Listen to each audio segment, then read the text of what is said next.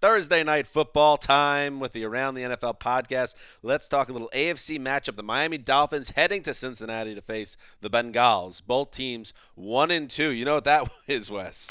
That is a wounded animal game. Wounded animal game for both teams. You go 1-3. Wait, I thought you were a wounded animal at 0-2.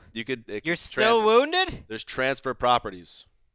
Well, they didn't die and they didn't get all the way better, so they're still wounded. And it is not a starving dog game either. Anyway, we'll discuss that. I don't know what the trend is here with you and the animal situation.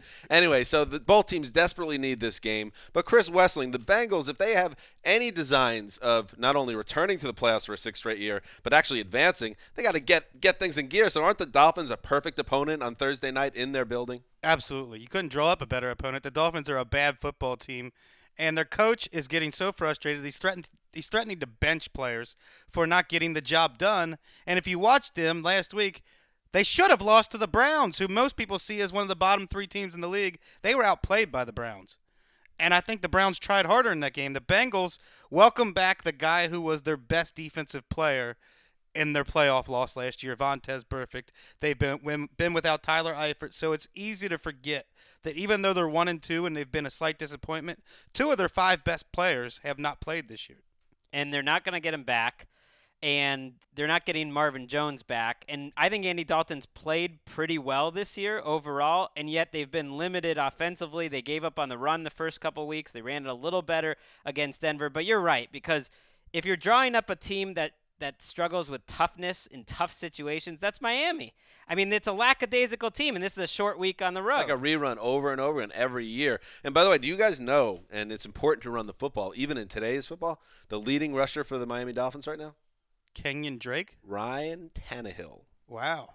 That's how bad. He does that well, but that says a lot about their situation. They've Got into the Foster's season. out. They said this week it's going to be a 4-pronged running back attack again. Well, and we saw the Cincinnati face Denver and try to shut down the running game, number one. They get victimized through the air. Adam Jones did not have a good game. But with Miami, I feel Miami allows other teams to dictate to them, and that happened with Cleveland last week. The last team you think would set the tone in a game would be the Cleveland Browns, but with a third-string quarterback mixing and matching with Terrell Pryor, a wide receiver turned quarterback, again, they were carving them up, and they were running the ball well, too. Cincinnati's been able to run the ball in this defense. Let me ask you this. What do the Dolphins do well as a team?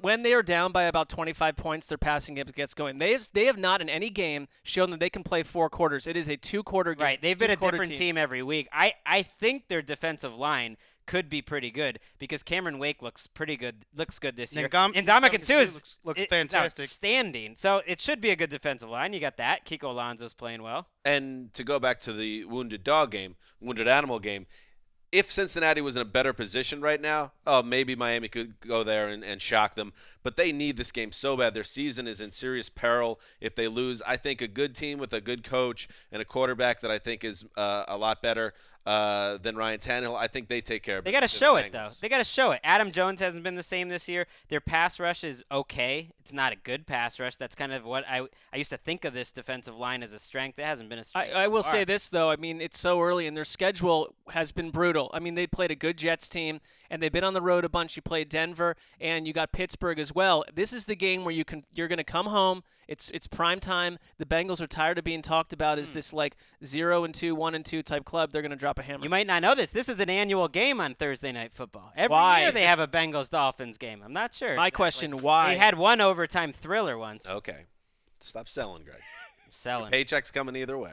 I'm going to enjoy it. Watch this game on NFL Network, and then after the game, check out the Around the NFL podcast where we review everything that happened and preview all the Week 4 games. Do it. Do it. Do it.